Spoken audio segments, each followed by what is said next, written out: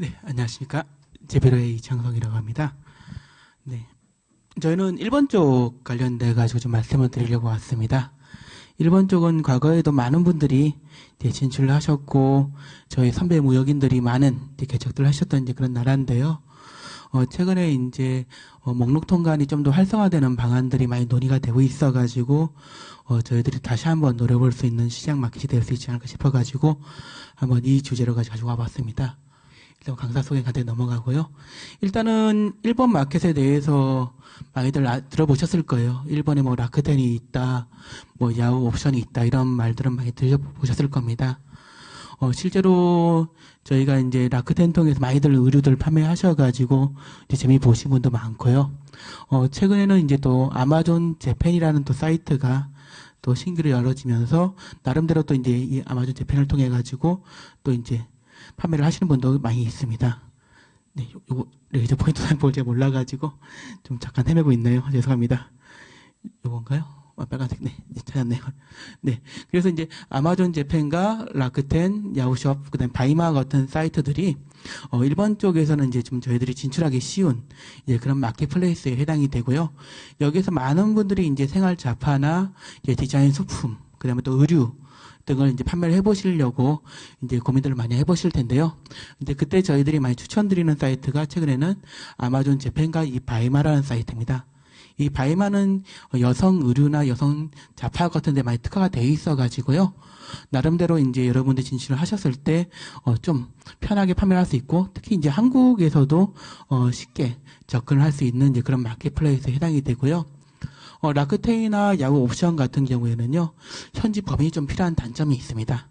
라크텐은 전통적으로 좀 강세인 그런 마켓이기도 하고, 또 라크텐이 라크텐 은행이나 라크텐 여행사, 트래블러 같은 거 다 각종 큰 사이트들하고 연계되어 있어가지고, 이 포인트를 쓸 수 있는 이제 그런 시스템 구축해 놨기 때문에, 아직도 많은 일본인들이 라크텐이라는 마켓에서 물건을 구입을 합니다. 근데 저희 같은 한국인이 입장에서 이 마켓을 진출하려 그러면은, 입점비만 해도 6만 원이 넘고 60만 원이 넘고 월 사용료만 해도 한 50만 원이 넘어가고 있는 그런 좀 많은 비용이 들어가는 마켓플레이스라서 보통 이제 좀 큰 기업이나 어느 정도 이제 물건을 팔 수 있는 자신이 있는 이제 그런 기업들이 이 라크텐 쪽은 좀 많이 진출하고 있고요.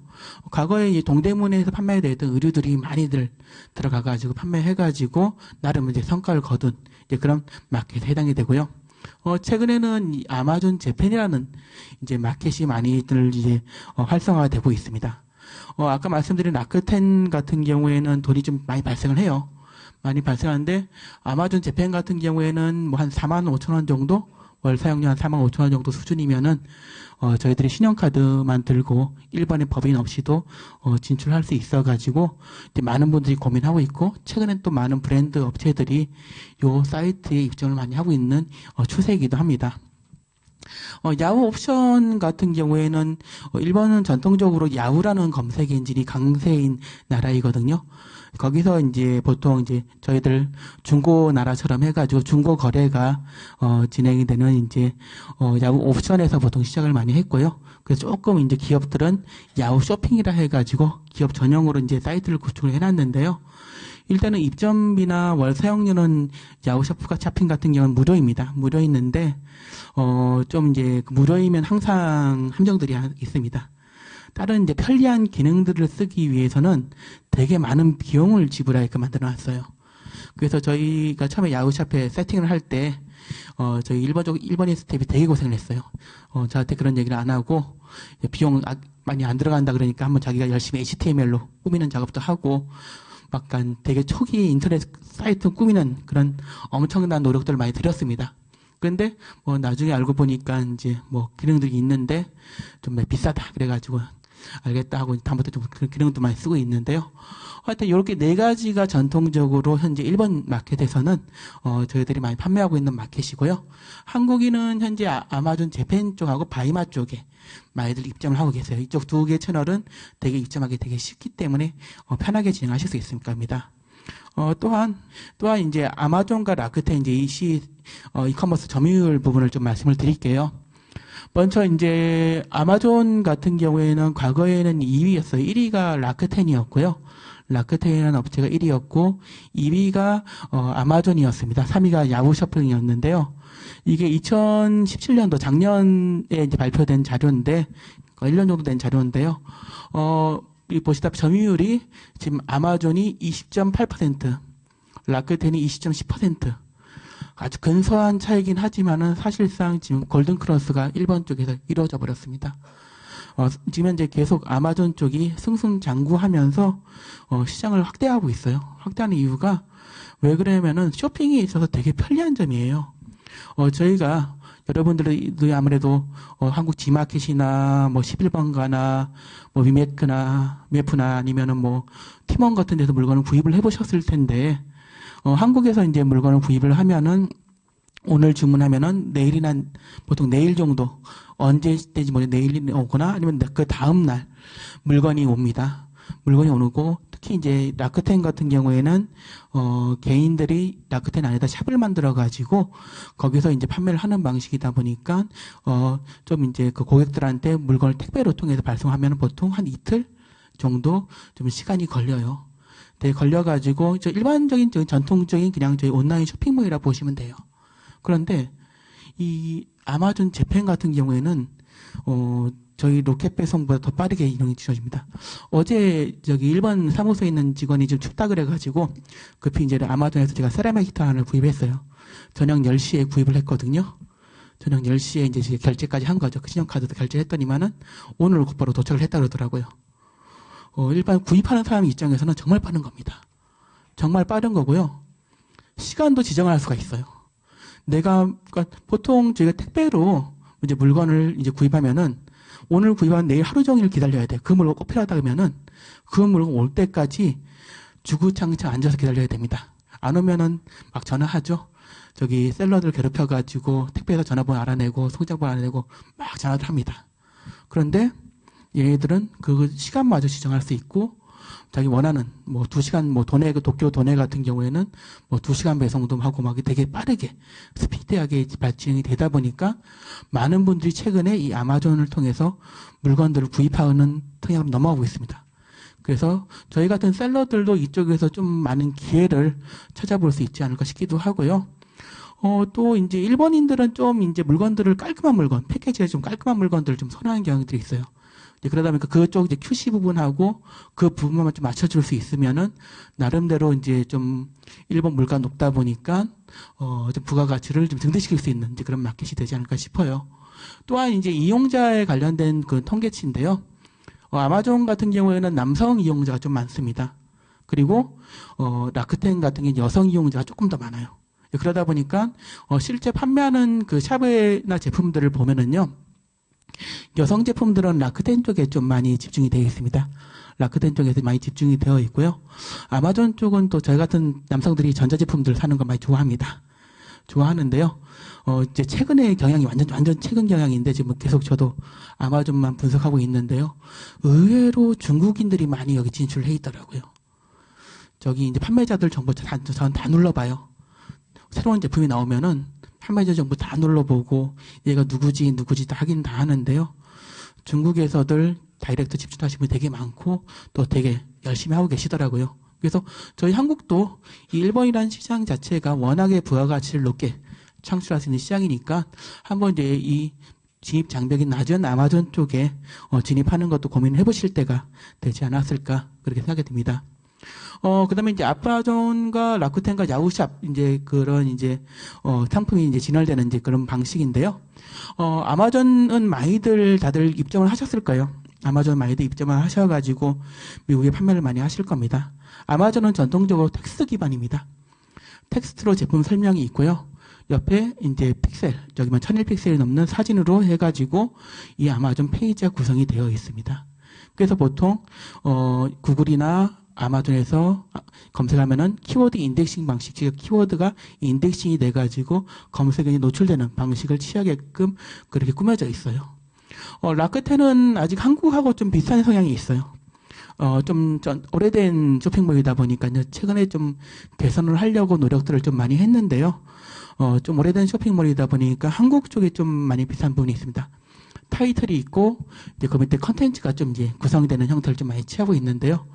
그래도 뒤에 말씀드리겠지만은 검색 엔진 최적화를 위해서 많은 노력들을 하고 있어요. 또 최근에 또 많은 노력들을 하고 있는 것들이 보이고 있습니다.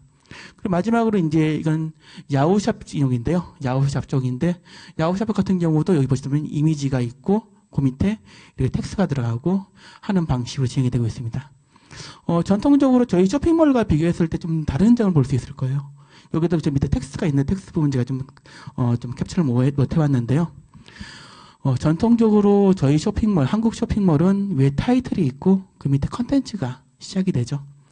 포토샵으로 열심히 컨텐츠를 만들어가지고 그 컨텐츠를 아주 이쁘게 저희 제품 써면 이렇게 이뻐요 하면서 보여줍니다.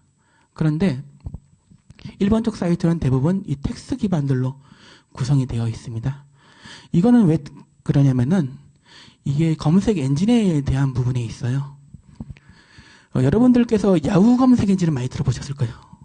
야후 손정희가 한국 제일교포로 돈 많이 벌었다. 미국에 야후 투자 잘해가지고 알리바바도 투자하고 전 세계적으로 투자한다. 이러면서 예전에는 저희가 젊었을 때 야후라는 검색 엔진도 많이 사용했습니다. 많이 쓰고 당시로서 획기적이었죠. 되게 획기적이었는데 이 야후라는 검색 엔진이 있고요. 그 다음에 일본에서도 야후라는 검색 엔진이 상당히 점유율이 아직도 높아요. 그리고 이제 구글이라는 검색 엔진이 있어요. 구글이라는 검색 엔진이 있는데요.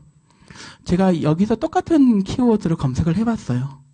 검색을 해봤는데 지금 보시다시피 뭔가 좀 이상한 점을 하나 발견하실 수가 있을 겁니다. 약간의 순서 차이는 있지만은 양쪽 검색 엔진이 노출하고 있는 페이지가 동일합니다. 왜 그러냐면은요. 야후가 2010년도에부터 검색 엔진 개발을 포기해버리고요. 구글 검색 엔진을 탑재를 해버렸습니다. 그러다 보니까 양쪽은 검색 엔진이 똑같아요. 동일한 거고 단지 이제 광고 같은 거나 좀 특정 컨텐츠를 보여줘야 되는 아주 미세한 부분에 있어가지고 좀 차이점이 있겠죠. 하지만 기본적으로는 노출되는 방식은 동일합니다. 2010년도부터 진행이 됐을 때는 제가 어떤 검색 엔진에 가장 영향을 많이 이제 영향을 받았냐면은요. 팬더 업데이트가 진행됐을 때 좀 영향들을 많이 받았어요. 이제 그러다 보니까 일본 쪽에서는 완전히 SEO, 구글 SEO에 맞게끔 모든 웹페이지 구성이 되고 있습니다. 그걸 일단 외부 대책과 내부 대책을 나눠서 저희들이 많이 설명을 하는데요. 최근에는 이제 내부 대책에 많이 집중을 해가지고 많은 페이지들이 구글 SEO에 맞춰가지고 진행이 됐습니다. 왜? 왜냐면은 사실상 야후에서 검색을 하든 구글에서 검색을 하든 동일하게 노출이 되고 있거든요. 그러다 보니까 살아남으려 그러면은 구글을 모르면은 저희가 일본 시장에 살아남을 수 없습니다. 그러면 저희 한국을 볼게요. 한국은 네이버로 검색 엔진이 어느 정도 통일이 되어 있는 나라입니다. 그러다 보니까 저희 나라가 제품 쇼핑몰 그대로 저희 나라 쇼핑몰 그대로 영어로 바꾸거나 일본어로 바꿔서 나갔을 때 저희 나라 쇼핑몰들이 검색이 안 돼요. 노출이 안 돼요. 그러다 보니까 좀 많이 저희가 나가서 고전을 하게 됩니다. 저희가 이제 앞으로 네이버 친화적이 되어지지 말아야 되고요. 네이버는 한국에서만 쓰시고 이제 저희 해외 진출을 하시려고 그러면은 구글에 대한 부분을 정말 잘 이해를 해주셔야 돼요. 구글에 대한 부분을 엄청나게 많이 이해를 해주셔야 되고요. 또 구글에서 검색할 때 키워드 인덱싱을 할 때 특징이 하나 있는데요. 여기 보시면은 이게 URL 부분이잖아요. 저희 주소창 부분입니다. 주소창에 저희들 보통 주소를 써가지고 따따따 해가지고 abc.com 이렇게 써가지고 홈페이지 방문하지 않습니까? 방문하는데 구글에서는 이 URL 부분에 있는 키워드를 인덱싱을 합니다. 여기 있는 키워드를 보고 이게 이 페이지의 주요 키워드로 인식을 해가지고 그걸 노출시키는 기능들이 있어요. 그런데 한국에서 만들어진 웹페이지는 그런 기능들이 많이 없습니다. 많이 없고 아주 상당히 약해요.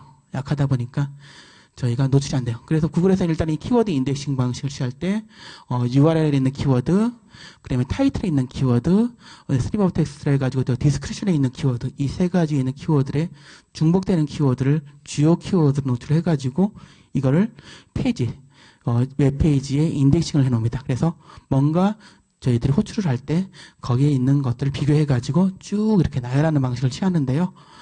저희가 이제 앞으로 뭐 일본 시장이 됐던, 뭐 미국 시장이 됐던, 유럽 시장이 됐던, 진출을 하실 때, 이렇게, 구글 중심으로 돌아가는 형태를 먼저 좀 파악을 해주시고, 그리고 페이지 구성이나, 상세 설명을 만드실 때는, 꼭 이 부분을 정말 조심하셔가지고 만들어 주셔야 됩니다.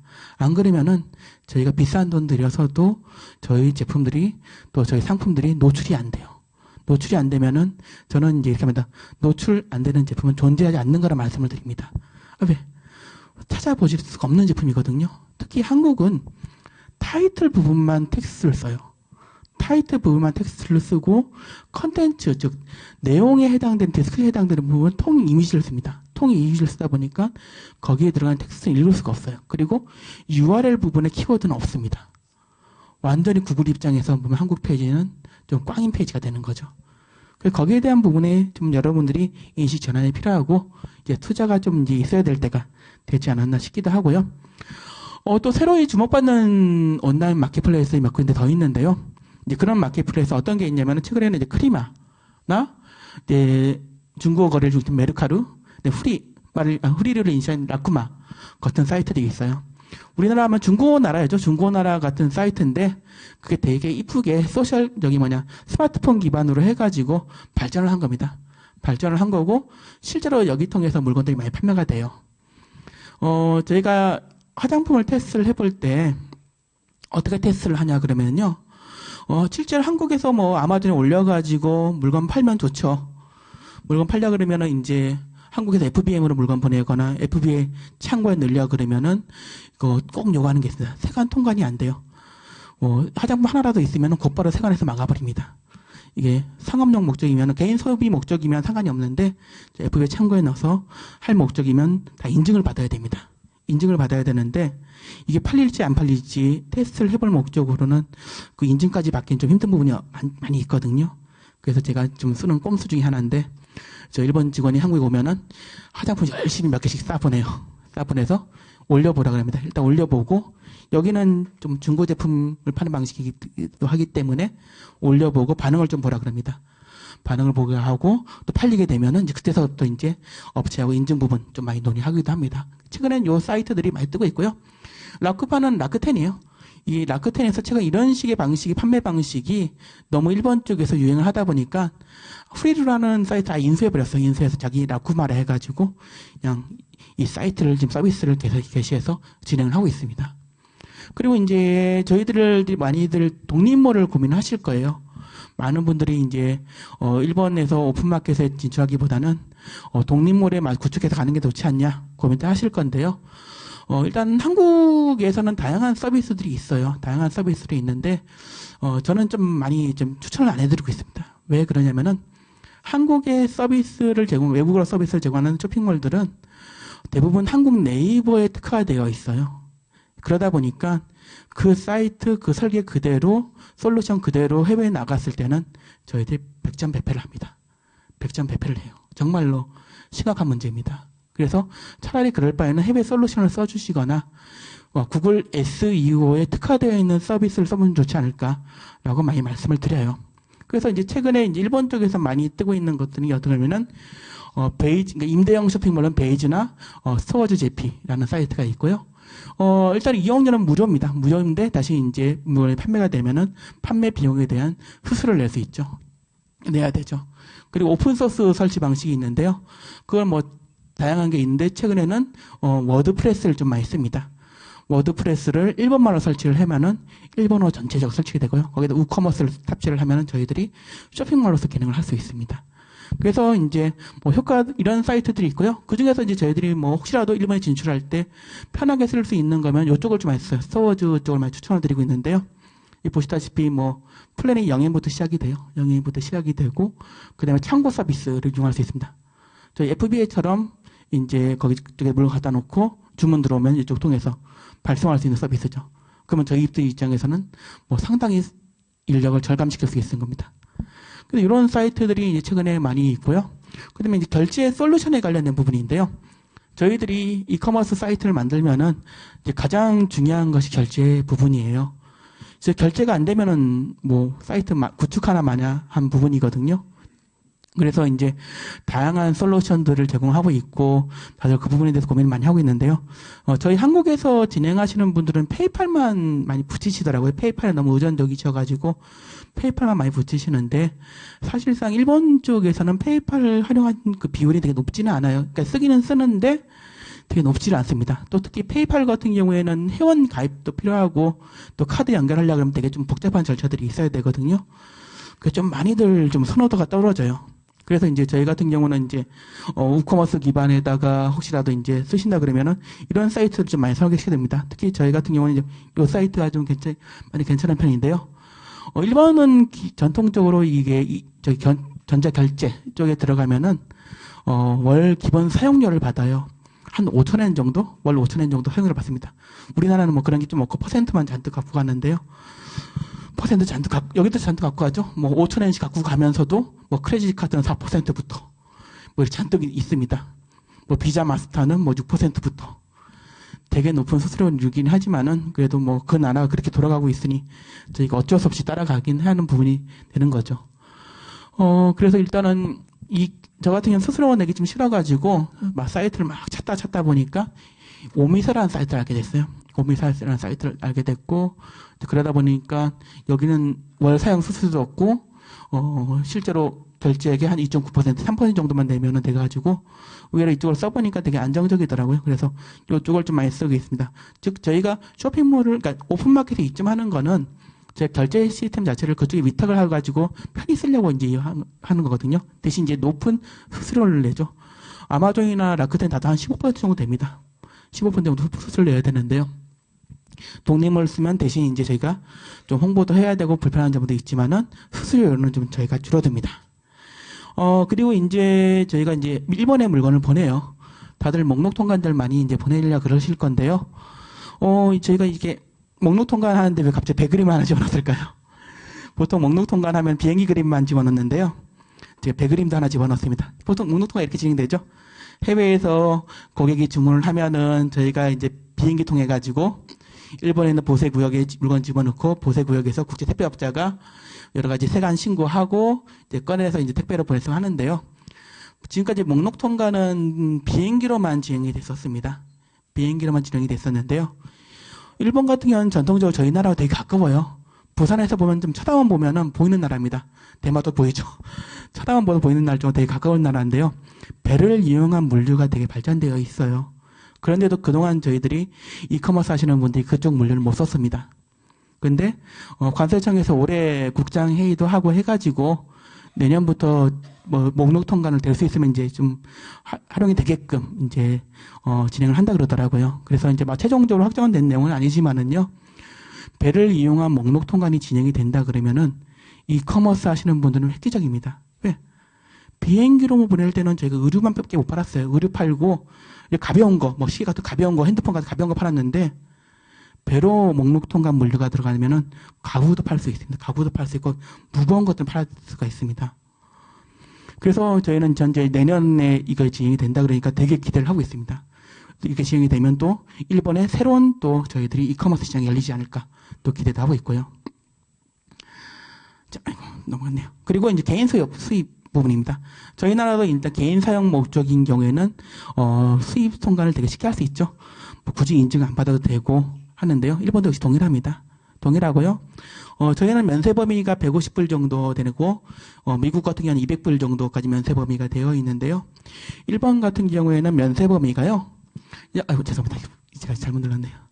약 한 10,000엔 정도가 면세 범위예요. 기본적으로 10,000엔 써요. 그래서 보통 DHA나 그런 특성을 보낼 때 한 70불 정도 많이들 기재해서 보냅니다. 그런데 개인 사용 목적인 경우에는 여기에 0.6배를 곱해가지고 나누는 거죠. 0.6배 정도 나눠가지고 1,666엔까지가 면세 범위에 들어가요. 상당히 면세 범위가 큽니다. 그래서 저희가 좀 많은 16만 원 정도 되는 물건에 해당해서 일본에 좀 면세가 되면서 좀 뭐 한국에서 곧바로 보내면은 인증도 필요 없이 저희들이 좀 진행을 시킬 수가 있습니다. 근데 여기는 일단은 술, 담배, 가죽 제품은 제외되어 있어요. 그건 좀 파악을 해주고 특히 가죽 제품은 일본 쪽에서 많이 단속이 좀 심한 제품이 있고 고가의 관세율이 책정되어 있기 때문에 그 외에는 저희들이 좀 많이 좀 편하게 발송을 좀 진행시킬 수 있고요. 그 다음에 또 ACP라는 제도가 있어요. ACP는 뭐냐면은요, 통관을 대행해주는 제도입니다. 그러니까 관세사가 보통 통관을 시키는데요. 관세사가 아니라 그냥 무역회사들이 이 제품 어떤 품목이고 사전에 미리 연락해놔가지고, 그래서 이제 저희가 뭐 통관만 대행을 해주는 이제 그런 방식을 좀 취할 수도 있고요. 저희들이 이제 일본에 수출할 때 좀 이제 세금이 나오는 부분들이 있잖아요. 아까 한 16만 원 정도까지는 면세인데 16만 넘는 물건 어떻게 할까? 고민하시지 마시고 이제 그때는 ACP라는 제도가 있어가지고 좀 이제 일본에 있는 회사들하고 좀 연계해가지고 저희들이 이제 DDP 개념으로 일반적인 무역은 FOB지만은 세금까지 내는 DDP 개념으로 해가지고 진행도 시킬 수 있습니다. 단지 이제 문제가 되는 건 화장품, 의약품, 식품, 주방용품, 아동용품 등이나 전자용품 같은 이제 PSE 인증이 필요한 것들은 이 ACP 제도를 이용할 수는 없습니다. 그건 사전에 전부 다 인증을 받고 들어가야 돼요. 인증을 받고 들어가야 되고요. 저희 같은 경우는 좀 편하게 쓰는 좀 꼼수 아닌 꼼수를 씁니다. 어떤 식으로 쓰기냐면은 보통 한두 개 정도 개인한테 물건을 보내면은 그냥 통관이 진행이 돼요. 그 개인 사용 목적이니까요. 통관이 되는데요. 회사 이름으로 한 10개 정도? 나 한 몇십 개 정도 물건을 보내면은 DHL로 물건을 보내면 꼭 통관이 정지가 됩니다. 그때. 통관이 정지가 되고 회사 연락을 가가지고 이제 그때서 이제 저희들이 곧바로 연락 수령해가지고 나리타 공항으로 가가지고 이제 그 통관 절차하고 검사 절차를 진행해요. 그게 가장 빨리 저희가 진행시킬 수 있는 방법이라 가지고 뭐 사전에 해놓으면 다 좋은데 그러면 좀 시간도 많이 걸리고 하니까 좀 약간 급행 아닌 급행을 좀 태워가지고 그렇게 좀 이제 인증을 받고 나중에 정상적으로는 이제 배로 물건을 보내거나 좀 많은 양의 물건들을 보내는 방법도 쓰기도 합니다. ACP에 관련된 부분이고 이거는 좀 일본 쪽에서 세금 관련된 부분이에요. 현재 대부분 이제 뭐 전자상거래 하시면은 다 면세야. 근데 굳이 뭐 세금 내야 돼. 하시는 분들이 좀 많으실 텐데요. 전 세계적으로 이 부분이 좀 공통되는 관심사들이 됐습니다. 전 세계적으로 과거에는 B2B 무역을 해가지고 관세들 내고 그다음에 뭐 부가세나 소비세 같은 거 다 내고 유통이 돼서 세금들이 많이 확보가 됐었는데 지금 그런 형태로 유통이 되는 것들이 조금씩 줄다 보니까 전 세계적으로 이건 좀 문제 있는 거 아니냐 하면서 사업자들은 각국의 나라에다가 좀 뭐 세무 신고할 수 있는 이제 그런 것들을 이제 절차를 마련해가지고 세금 걷어야 되는 거 아니냐라고 이제 좀 논의들 많이 하고 있어요. OECD 쪽에서 지금 논의들 많이 하고 있고, 지금 전 세계적으로 논의 많이 하고 있고, 또 영국은, 가장 먼저 시행에 들어가 버렸죠. 시행에 들어가서 모든 나라들이 그 따라갈 것 같은데요. 일본도 동일합니다. 일본도 역시 저희가 지금 현재로서는 약간 이제 일본 쪽에 내는 세금들을 조금 이제 개인 사용 목적이라 하면서 좀 회피를 하고 있는데요. 궁극적으로는 좀 세금을 내게끔은 규정은 되어 있어요. 규정은 되어 있기 때문에 앞으로는 전 세계적으로 좀 이제 세금을 내시면서 좀 이제 이커머스 부분을 좀 영위해야 되지 않을까 싶어요.